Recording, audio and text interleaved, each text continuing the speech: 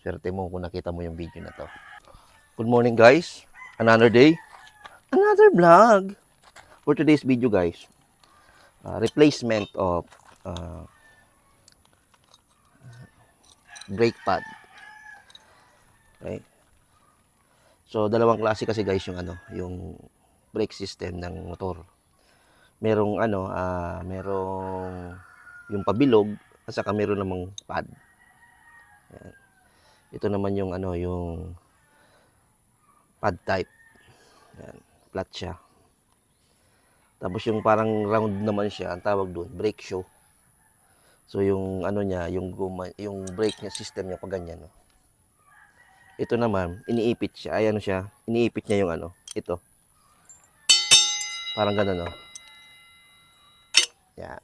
Ganyan niya pinapahinto yung goma. Yung isa naman, nasa loob siya ng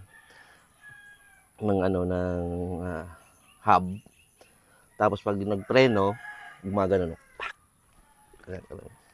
So actually guys, dati pa akong mekaniko. Ngayon, naghanap tayo ng ibang trabaho. So ngayon, yung simpleng mga pag-aayos ng motor ko, ako na mismo yung nag-aayos. Example, yung pagpalit nito, pag change oil. Actually, change oil ko siya ngayon.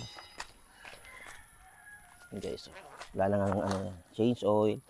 Tapos yung palit ng yan.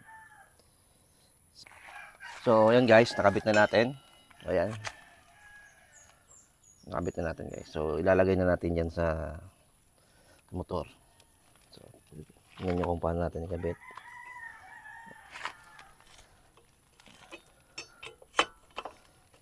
Yeah. Yun lang guys. Napakadali.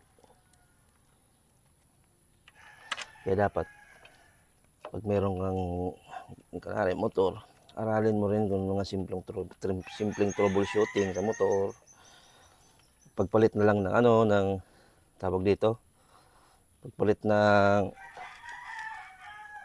ng preno, katulad nito, para di ka na magbayad sa magkano pa yung may babayad mo. Kung kaya mo rin lang ikabit, di ba? Sayang.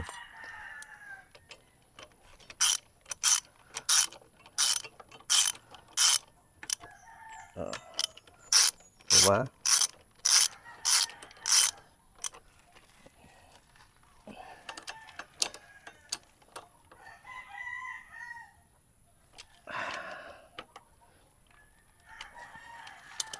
Tignan natin kung mahigpit na to.